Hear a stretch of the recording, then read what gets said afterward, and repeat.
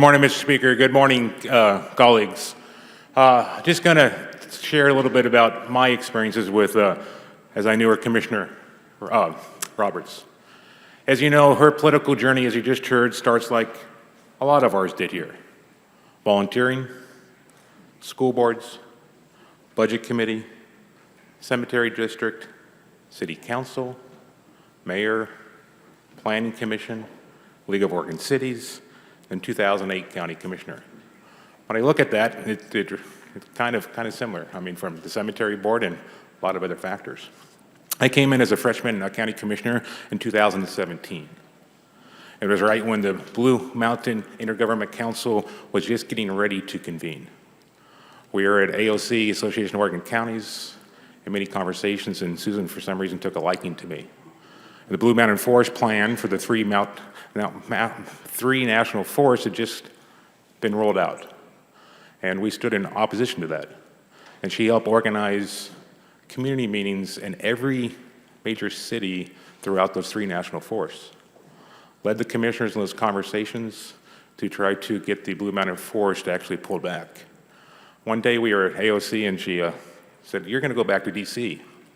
You're going to go back when the Forest Service presents the plan to the chief forester." I said, "Oh, okay."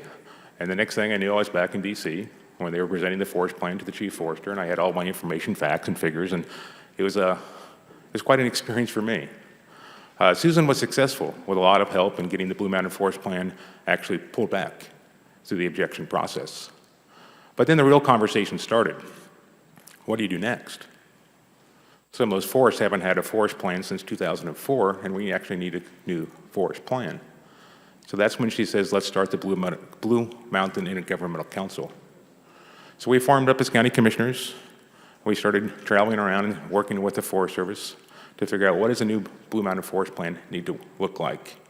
How can we thread this needle? How can we have sustainable harvest? How can we work through the ecological issues? How can we work through the access issues? And if you guys haven't been to Eastern Oregon and talked about forest or talked about access, it's probably even more convoluted than water. There's a lot of strong opinions there. Susan had that balance and still has that balance of where she can push her community, where she can push herself, where she can push the agencies and come to that sweet spot. But Susan had a lot of confidence in me, and I learned a lot from Susan and bring that into my political conversations here. She's a great lady. We're still hoping for a miracle, but she set the course of a lot of my political thoughts and actions today, and I'm very, very grateful for that. In fact, she would come out to different parts and go out to dinner with my family, knew my kids, knew everything that was going on. The last thing I'll say about Susan is I think we were back in DC again, and she looked at me up and down and said, "Mark, why are you dressing like him?" I think after that conversation, I got rid of the only one pair of slacks that I had. And therefore, you now know why I dress, how I dress, because it's what my community is. And she always said, even if you're in politics, be true to your community. And she honestly meant that and still says that to today. So Susan, thank you. Thank you very much. And I'm glad we're doing that while you're still here and we're all praying for a miracle.